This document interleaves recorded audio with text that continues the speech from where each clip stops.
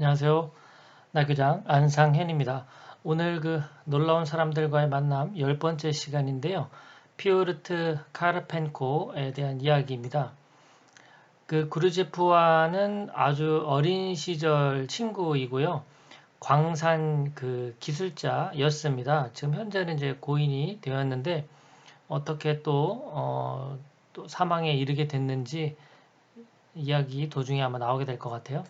굉장히 어린 시절부터 이제 지냈는데 구르제프가 이제 그 카르스 카르스에서 이제 카르스 시내 거주하고 있을 때 육군 대성당의 성가 대원으로 활동하고 있었거든요. 그 당시에 이제 그 첫 번째 스승인 보르시 신부는 이제 요양원에 그때 계셨고 그리고 자기를 가르쳤던 러시아와 성경이었나요? 그걸 가르쳤던 보가체프스키는 이제 또 타 지역 사제로 떠나고 좀 심란한 그런 상태였어요. 그래서 이제 좀 약간 전환의 기회로 삼으려고 카르스를 떠나서 티플리스의 그 부주교 여기 성가대 합류하려는 그런 이제 꿈을 키우는데요. 어린 나이에 여기에 들어가게 되면 상당히 우쭐함을 느껴도 될 정도로 그렇게 어떤 좋은 곳으로 가는 그런 의미가 있었나 봐요. 이제 그런 꿈을 품고 있었던 와중에 이제 사격장에서의 한 에피소드로 인해서 카르펜코와 가까워지게 됩니다. 이 또래 친구 중에 양조장집 아들이 있었는데 서로 자주 놀러 다녔어요. 근데 그 집에 12살쯤 되는 여동생이 있었던 겁니다. 근데 구르지에프와 카르펜코가 둘 다 이 소녀를 좋아했어요. 서로 이제 질투심이 일어나기 시작할 무렵에 저녁 미사를 마치고 이제 집을 데려다 주는데 함께 이제 데려다 준 거죠. 서로 이제 하려고 하니까. 결국은 이제 다 데려다 주고 나서 둘이 이제 주먹 다짐을 한 겁니다.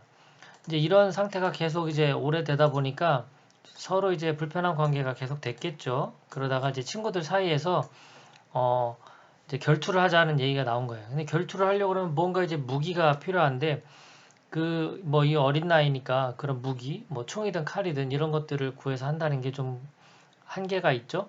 그 친구 중에 한 명이 그러면 사격장에 포병대 사격 연습하는 데가 있는데 거기에서 누워 있다가 만약에 마구 쏘아대는 대포 아래 누군가 맞으면 그게 죽을 운명이 아니겠느냐.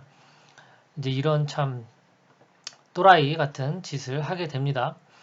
그래서 이제 포격 사격장이 있고 관역으로부터 한 90m 정도 떨어진 지점에 이제 구덩이를 파고 둘이 누워 있는 거예요. 다음날 이제 사격 연습이 막 시작이 되겠죠. 너무 놀래가지고 완전히 넋을 잃었다고 합니다. 그 포소리가 실제 가까이서 들으면 어마어마하거든요. 그런 상황에서 이제 이런 경험을 하고 나서 물론 뭐 잘한 행동은 아니지만 나 자신에 대한 온전한 감각이 생전 처음으로 깨어난 그런 느낌을 받았다고 해요. 그리고 이 경험 이후로 나의 이런 면 덕분에 자칫 큰 손해를 입을 수도 있는 삶의 기로들에서 동요하지 않을 수 있었고 어떤 일도 진정으로 두려워하지 않을 수 있었다. 오히려 두려움에 휩쓸리거나 기만당하는 일 없이 다른 사람의 두려움을 이해하고 그 사람 입장에 서볼 수도 있었다라고 하는 경험을 회상하기도 했습니다. 근데 이때 이제 같이 누워 있었는데 그 중에 친구였던 카르펜코는 파편이 튀어서 다리에 부상을 입었고 이게 이제 출혈이 되면서 의식을 잃게 돼요. 의식이 이제 집으로 이제 옮겨서 의식이 깨어난 다음에 그를 마주했을 때 후회와 동정으로 뒤범벅이 됐고 마치 형제 같은 느낌을 받게 되면서 이때부터 아주 이제 절친이 되기 시작합니다. 이제 카르펜코는 회복이 된 이후에 가족이 러시아로 다 갔고 카르펜코는 기술전문학교에 입학하게 됩니다. 이게 이제 광산기술자로 된 계기가 된 거죠. 좀 젊은 나이에 카르펜코가 이제 사망하게 되는데요. 이제 러시아로 간 이후에 서신을 통해서 서로 주고받았고 종교적인 주제 관련해서도 토론을 많이 했다고 해요. 서로 공통된 주제가 없다가 결투가 끝나고 7년이 지난 다음에 이제 공통점이 발견이 됐는데요. 이때 이제 구르제프는 소리의 진동이 다른 생명체들은 물론이고 다양한 유형의 인간에게도 영향을 끼치는지 알아보고 있다. 이제 이런 연구를 하고 있을 때였어요.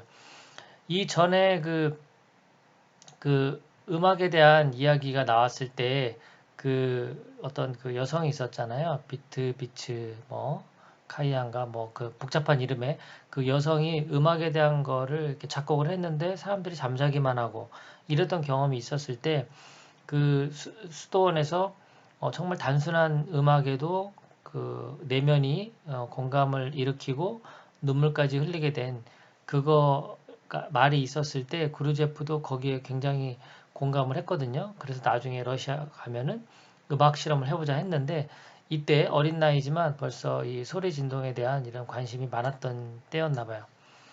진리를 찾는 사람들 멤버들이 이게 이제 굉장히 이른 나이에 이제 만들어진 것 같아요. 이것도 좀 한번 언제 만들어져서 어떻게 운영됐는지 알아볼 필요가 있는데 이 책에는 구체적으로 정리가 안 돼 있습니다. 고대 아르메니아 수도인 아니 유적지 발굴. 이 얘기는 앞서도 나오죠. 아니 유적지 여기에 가서 발굴 작업할 때 카르펜코도 합류를 했다고 해요.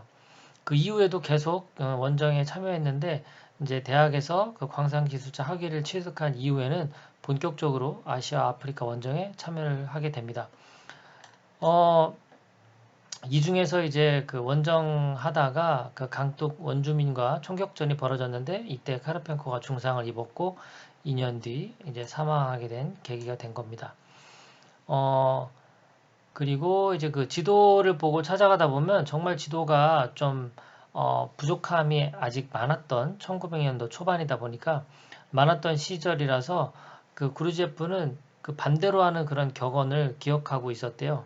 그 제대로 된 길을 찾으려고 하면 지도를 본 다음에 반대 방향으로 가라. 이제 이럴 정도로 약간 그런 어떤 자신의 그 본능적인 면을 더 판단의 근거로 쓴 게 아닌가 그런 생각이 됩니다. 원정 중에 원주민을 만나는데요. 에즈 나브란이라고 불리우는데 이 원주민이 굉장히 자유롭고 평범해 보이지 않았던 원주민이 있는데 얼굴을 보아하니 그 영혼의 구원을 위해 혼자 수행하는 그 에즈 나브란을 알게 된 거예요. 이 용어는 트루크맨어에서 나온 그 단어인데요.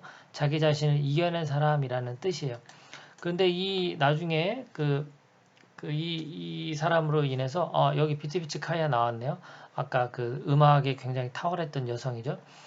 비트비치 카이아의 목, 그 스크르딜로프 교수의 그 올해 지병인 신장병, 그리고 옐로프의 눈병 등을 다 이 사람이 치료를 해줘요. 여기에 이제 너무 감동을 받아가지고 거기를 떠날 때 카르펜코가 이분에게 이 에즈에즈 나브란 이 원주민 유목민에게 우리가 어떻게 살아야 되고 어떤 이상을 가지고 살아야 되는지 가르침을 달라 이렇게 할 정도로 부탁을 드려요. 근데 이제 뭐라고 말씀을 하셨는데 그분이 그 이 이야기는 세 번째 책에 기록이 됐다고 하는데요. 마음에 대한 그런 내용을 담았다고 합니다.